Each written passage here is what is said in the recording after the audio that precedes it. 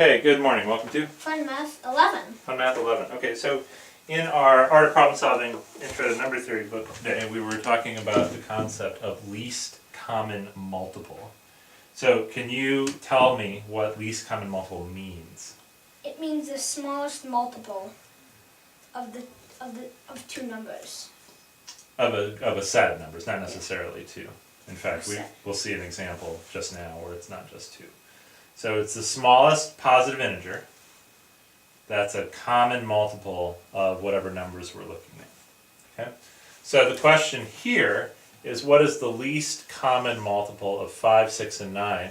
So the smallest positive integer that's divisible by 5, 6, and 9. Now why do we say positive? Well, if we just said find the smallest integer that's divisible by all of them, what would the answer be? 0. Minus infinity. If we didn't say positive, if we said find the smallest non-negative number that's divisible by all of them, the answer would be 0. 0. So the smallest positive one is what we're looking for. Okay, so how do you approach a problem like this? Well, First of all, the triple one, you Yeah. can find the LCM of these, and then do the LCM of these with this. okay, that's an interesting one. So instead of, one way to do it would be to say to write down all the multiples of 9 until you found something that was divisible by 6 and 5 as well. But that might take a long time. That might take a long time. So an easier approach is to pair them together. So you want to find a good pair. So we have 3 pairs. We could either do 5 and 6, 5 and 9, or 6 and 9. What of these 3, why don't you tell me what the least common multiple is? What's the least common multiple of 5 and 6? Well, 5 and 6 is going to be 30. 30, okay. How did you figure that out? Well, 5 times 6 is 30. Okay, yeah, that's true. But that doesn't always work for least common multiple. Yeah, but 5 is like prime. 5 is prime. 5 is prime, so when one's prime, you can do that.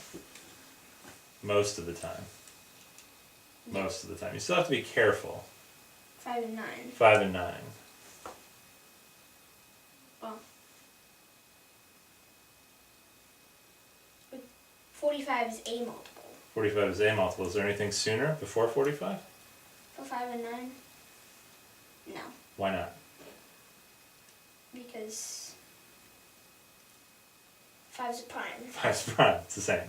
Yeah. And they don't have anything together. So if I asked you for the least common multiple of 5 and 25, you wouldn't multiply 5 and 25 because they already. But here 45. Okay, what about 6 and 9? Okay, neither one of them is prime here, so we might have to actually spend some time thinking. Well, 6 and 9. 6 times 3 is 18. And 9 times 2 is 18. Ah, so it's 18, okay. Now, this would leave us the opportunity to do, we got to find the least common multiple of 30 and 9, the least common multiple of 45 and 6, or the least common multiple of 18 and 5. So, of these 3 options, which one do you think is the easiest? 30 and 9. Why? Well, multiples of 30 aren't that hard. Okay, multiples of 30 aren't that hard. What about finding the least common multiple of 45 and 6? Easy or hard? A little difficult. A little more difficult? Okay, what about 18 and 5? It's still a little more difficult, even though it's smaller.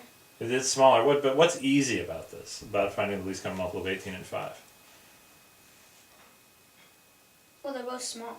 They're both small, but something else makes this also pretty easy. You're right, 30 and 9 is easy. 18 and 5 is also really easy because 5 is prime. 5 is prime. So how would you find, since it doesn't have any common factors with 18, what would you do here? 5 times 18. 5 times 18. Okay, so this one's actually also pretty easy, but let's do 30 and 9, since that's the one you wanted to do. What is the least common multiple of 30 and 9? Well, we can write down some multiples of 30. Good idea. So 30. 30? 30 sneeze. 60. 90. Okay, 90 is definitely a multiple of 9. Is 60 a multiple of 9? No, 63 is. Nope. What about 30? No.